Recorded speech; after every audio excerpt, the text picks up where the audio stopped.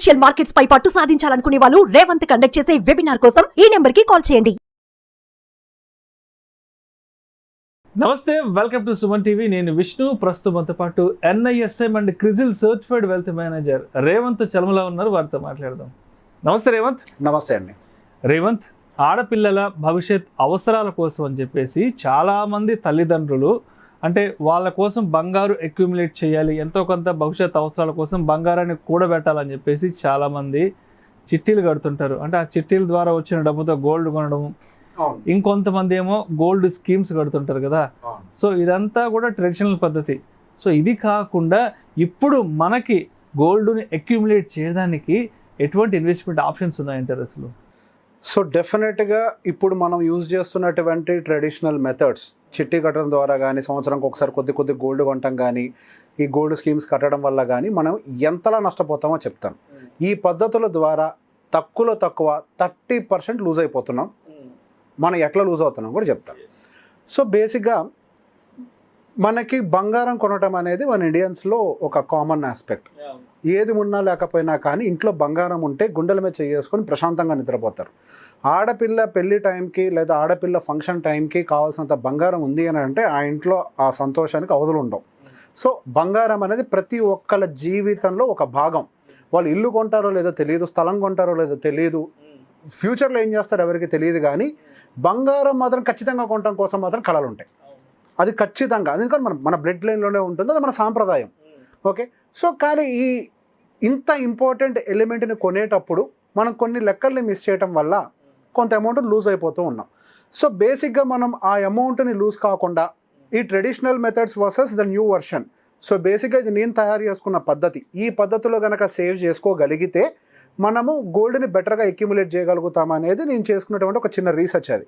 So నాకు అనిపించింది ప్రతి గడపకి, ప్రతి ఆడపిల్లకి వాళ్ళు పేరెంట్స్ చేసే కష్టానికి ఒక ఫలితం ఉండాలి అని అంటే ఖచ్చితంగా దీన్ని బయటికి చెప్పాలి. సో బేసిక్గా మనం సహజంగా చేసే పని ఏంటి, నెలకింత అని చెప్పేసి ఆఫర్ చేస్తూ ఆ గోల్డ్ స్కీమ్స్లో డబ్బులు కట్టడము, లేదా ఏదైనా చిట్టి వచ్చినప్పుడు సంవత్సరానికి 2 సంవత్సరాలకు ఒకసారి గోల్డ్ కొనేసి పెట్టుకోవటము, ఇట్లాంటివి చేస్తూ ఉంటాం. సో బేసిక్గా మనకి ఫంక్షన్ వస్తుంది అన్నా లేదా పెళ్లి వయసు వస్తుంది అన్నా కానీ కొన్ని సంవత్సరాల ముందు నుంచే ఈ గోల్డ్ అక్యుములేషన్ అనేది ఒక ప్రాసెస్గా పెట్టుకుంటాం.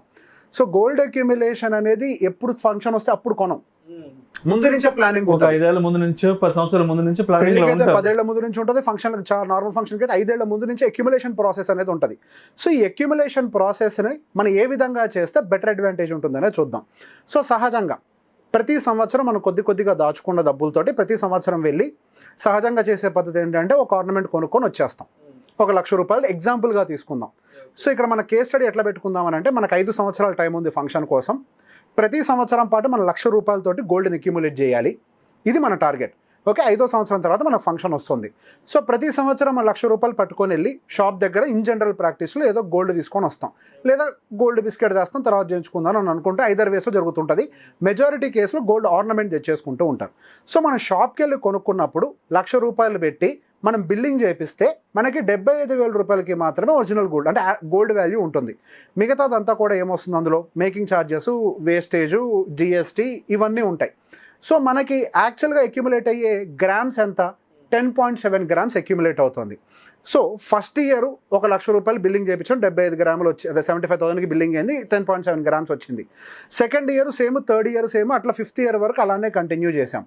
సో బేసిక్గా ఫస్ట్ ఇయర్ కొన్న గోల్డ్ 5th ఇయర్ టైంకి కొంత పెరుగుద్ది, 4th ఇయర్ కొన్నది ఈ టైంకి పెరుగుద్ది, 3rd ఇయర్ పెరిగింది కొంత, ఫస్ట్ ఇయర్ లాస్ట్లో కొన్నది ఇంకొద్దిగా.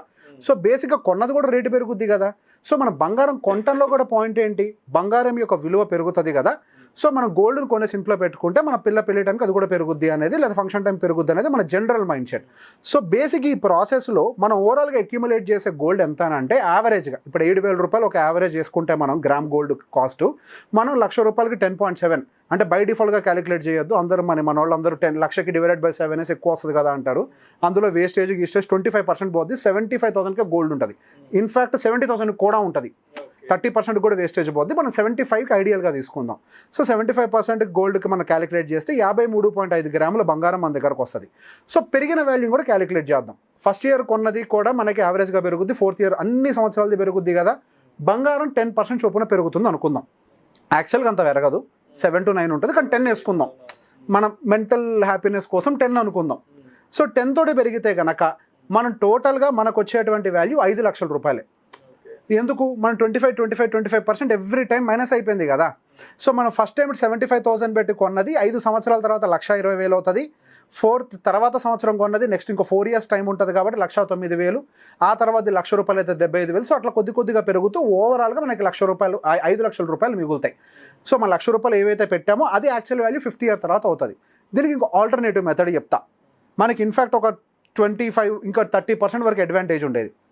So instead of buying it in a gold format, మనం ఫంక్షన్ వచ్చేంత వరకు కూడా ఈ 5 సంవత్సరాల టైం వరకు కూడా ప్రతి నెల గోల్డ్ బేస్డ్ ETF కానీ గోల్డ్ బేస్డ్ మ్యూచువల్ ఫండ్స్లో కానీ సిప్ చేద్దాం. ఓకే, సిప్ అంటే ఐడియా ఉంది కదా, మంత్లీ ఇన్స్టాల్మెంట్. ఓకే, మనం సిప్ చేసుకుంటూ పోదాం. సో సిప్ చేసుకుంటూ వెళ్ళడం వల్ల మనకి ఇక్కడ ఒక అడ్వాంటేజ్ ఏంటి, మేజర్గా మనకి మార్కెట్లో ఉండే ప్రైస్ వాలటిలిటీలో కూడా డిఫరెంట్ ప్రైజెస్తో కొంటూ ఉంటాం. ఓకే, మనం కొన్న తర్వాత గోల్డ్ ప్రైస్ సడన్గా డ్రాప్ అవుతూ ఉంటుంది ఫిజికల్గా. కానీ ఇక్కడ ఉంటే మనకి అడ్వాంటేజ్ ఏముంటుంది, మార్కెట్లో ప్రతి ప్రైజెస్లో మార్కెట్లో గోల్డ్ రేట్ పైకి వెళ్ళినప్పుడు కొంటాం, కిందకు వచ్చినప్పుడు కొంటాం, ఇంకా కిందకు వస్తే కొంటాం. ప్రతి నెల సిప్ చేస్తాం కదా 5 సంవత్సరాల వరకు, 60 నెలల పాటు సిప్ చేస్తాం కాబట్టి డిఫరెంట్ ప్రైజెస్లో మనం కొనుక్కుంటూ వెళ్తాం. దానివల్ల ఫస్ట్ మనకి గోల్డ్ ప్రైస్ అనేది యావరేజ్ వస్తుంది, హైలో కొనం. రెండోది, మనం ఇక్కడ గోల్డ్ సిప్ చేసేటప్పుడు మనం దానికి GST పే చేయం, మేకింగ్ ఛార్జెస్ పే చేయం, అండ్ వేస్టేజ్ పే చేయం. సో బేసిక్ ఏదైతే 25% మనం ఇనిషియల్గా కట్టి పోగొట్టుకుంటున్నామో ఆ 25% వేస్టేజ్ వీటన్నిటితో కూడా గోల్డ్ని కొనేస్తున్నాం. అక్కడ ఏం చేస్తున్నాం, 1,00,000 రూపాయలు పెట్టుకెళ్ళి మనం 10.7 grams కొంటున్నాం యావరేజ్గా. ఎందుకు 75,000కి ఒరిజినల్ వాల్యూ వస్తుంది. కానీ ఇక్కడ ఏం చేస్తాం, అదే 1,00,000 రూపాయలు పట్టుకొని వెళ్ళి 1,00,000 గోల్డ్ కొనేస్తాం. ఇక్కడేం ఛార్జెస్ ఉండవు కదా, నో GST నథింగ్ ఏమీ ఉండవు అందులో. సో మనకి యావరేజ్గా ఎంత వస్తుంది, 14.28 grams వస్తుంది. ఇక్కడికి ఎంత దాదాపుగా 35% ఎక్స్ట్రా గ్రామ్స్ వస్తుంది మీకు. 35% ఎక్స్ట్రా గ్రామ్స్ని మీరు అట్లా 5 సంవత్సరాల పాటు అక్యుములేట్ చేస్తే 71.4 grams మీరు అక్యుములేట్ చేసిన వాళ్ళు అవుతారు. ఎట్లా, డిజిటల్గా, అది ETF కానీ లేకపోతే మ్యూచువల్ ఫండ్ బేస్డ్ గోల్డ్ అయితే కానీ. So 71.4 grams. ఇందాక ఎంత అక్యుములేట్ చేశాము, 53.5. ఇక్కడ ఎంత అక్యుములేట్ చేశాము, 71.4.